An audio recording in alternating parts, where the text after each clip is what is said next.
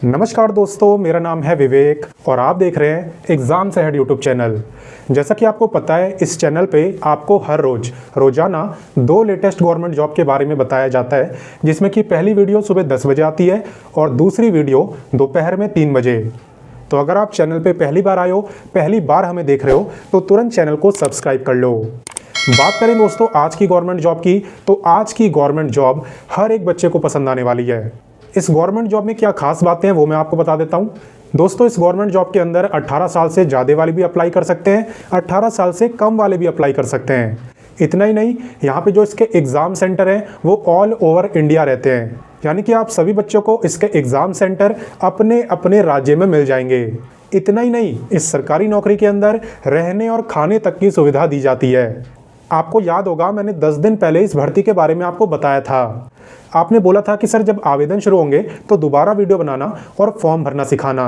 तो आप ही के कहने पे मैं दोबारा से इस वैकेंसी पे वीडियो बना रहा हूँ, जिसमें कि मैं आपको वैकेंसी की सारी जानकारी दूंगा, साथ ही साथ मैं आपको अप्लाई करना भी सिखाऊंगा।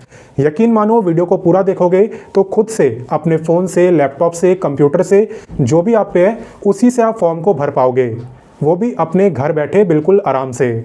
तो चलिए अब बिना देर करे वैकेंसी के बारे में जानना शुरू करते हैं। आपको दोस्तों याद होगा, 10 दिन पहले मैंने आपको भारतीय नौसेना यानी इंडियन नेवी की एक भर्ती के बारे में बताया था। ठीक है, इसके अंदर टोटल 4500 सीटें हैं, जिसके जो आवेदन है वो आज ही से शुरू हो रहे हैं। आज ही से यानी 29 मार्च से। ठीक है, 29 मार्च से यहाँ पे आवेदन शुरू हो रहे हैं और इसकी जो लास्ट डेट है वो है 10 अप्रैल। 10 अप्रैल तक आप इस गवर्नमेंट जॉब के लिए अप्लाई कर सकते हो। एग्ज़ाम की अगर बात करें तो आपका जो एग्ज़ाम है वो होगा 25 मई को।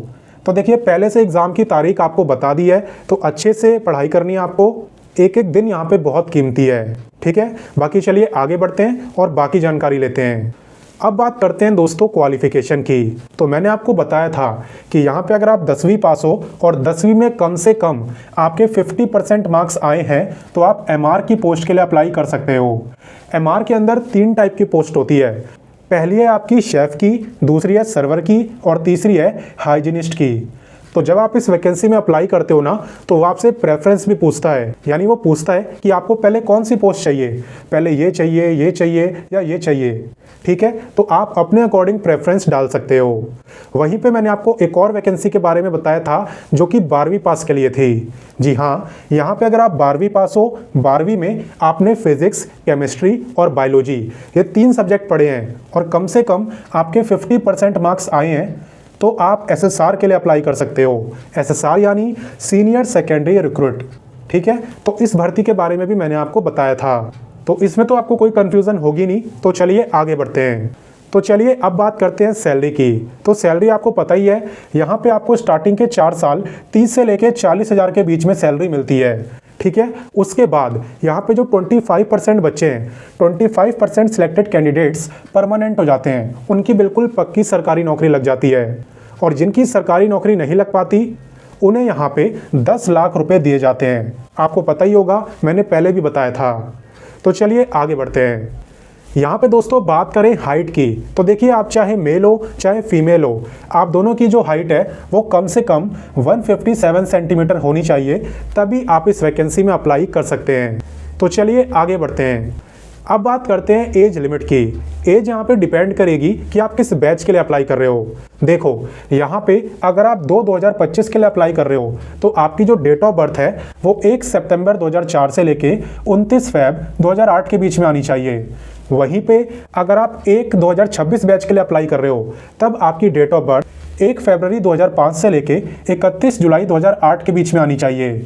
और जो बच्चे अप्लाई कर रहे हैं 2026 बैच के लिए, उनकी डेट ऑफ बर्थ 1 जुलाई 2005 से लेके 31 दिसंबर 2008 के बीच में आनी चाहिए। ठीक है, तो यहाँ पे आपको अपनी डेट ऑफ बर्थ देखनी है और उसी के अकॉर्डिंग आप यहाँ पे बैच सेलेक्ट कर सकते हो। आप चाहो तो इसका स्क्रीनशॉट भी ले सकते हो ताकि आपको कोई दिक्कत ना हो। बाकी चलिए आगे बढ़ते हैं और फटाफट से बाकी जानकारी लेते हैं। अब दोस्तों मैं आपको बताता हूँ सिलेक्शन प्रोसेस के बारे में। तो देखिए, यहाँ पे सबसे पहले आपका ऑनलाइन एग्ज़ाम होता है, जिसमें कि एमसीक्यू टाइप के क्वेश्चन आपसे पूछे जाते हैं।